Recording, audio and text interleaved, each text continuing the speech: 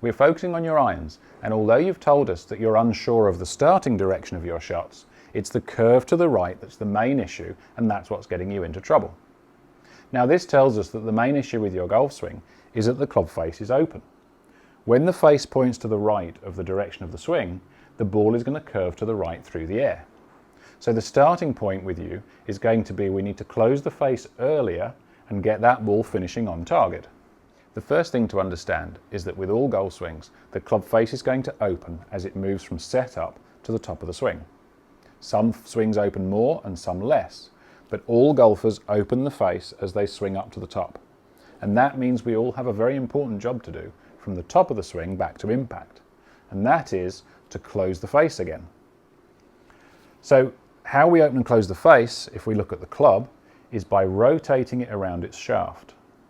If I hold the grip end and apply a twisting to the right, the toe will move back and the face will open.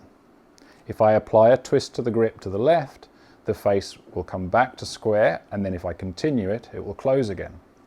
So our job with your golf swing is to get you to start applying more of a twist that's going to close the face throughout the downswing.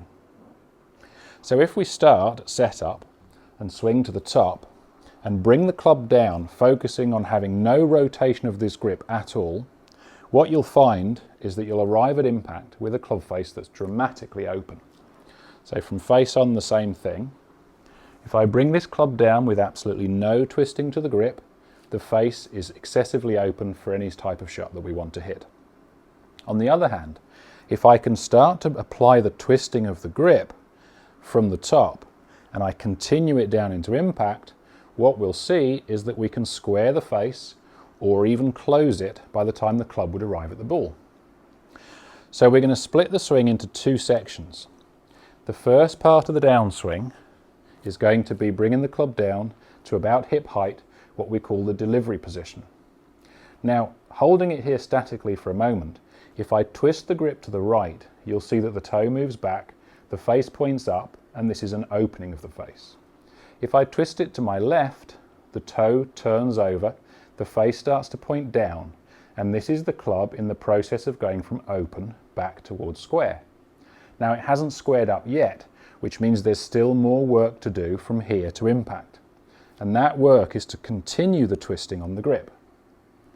So again, face on, if I bring the club down to the delivery position and I start to apply this twisting at the grip end, we'll see that I can get the club face pointing more down towards the ground. Now the second part would be from here to impact. If I take the club away initially, you'll see that the logo of my glove is pointing some amount ahead of me. If I bring it forward and I don't apply any continuous twisting, the logo of the glove is still pointing forward and the club face is still open. On the other hand, if I was to focus on rotating this logo towards the target, now applying the club, you'll see that the club face is pretty much matching where the back of my glove points, so it's rotating back to square. So again here from down the line, we've got these two moves to work out. We've got down to the delivery position and point the face towards the floor, and then down into impact and get the logo of the glove pointing towards the target, and you can see that that's going to square the face up. Now if we can do these moves separately, we'd like to add a little bit of flow to it. So we'll keep the first pause, but we're going to get rid of the second. We're going to go from setup to the top, down and pause at the delivery, making sure we felt this little twist, making sure the club face is pointing a little bit more towards the floor, and then from here we're going to let it flow all the way through to the finish, continuing that twist. So again, to the top, stop at delivery, make sure the face is closed a little, and then continue it.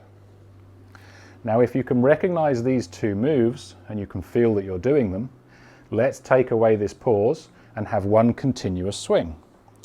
So to the top, down and through to a full finish, making sure we can still feel we're applying more of a twist on the way down and more of a twist through impact. If you can get this full swing going, feeling that you continuously twist the club from the top down and through impact, hit a shot. The golf ball will tell you whether you're doing it enough, which means a reasonably straight shot, whether you're not doing it at all, which means the ball is continuing to turn to the right, or if you've overdone it and the ball curves to the left. So, again, if you're hitting shots on a range, do this between every shot. Have a little pause halfway down, have a little pause at impact, and then do a full swing, making sure you're recognizing this twisting, and then hit a shot and watch the ball.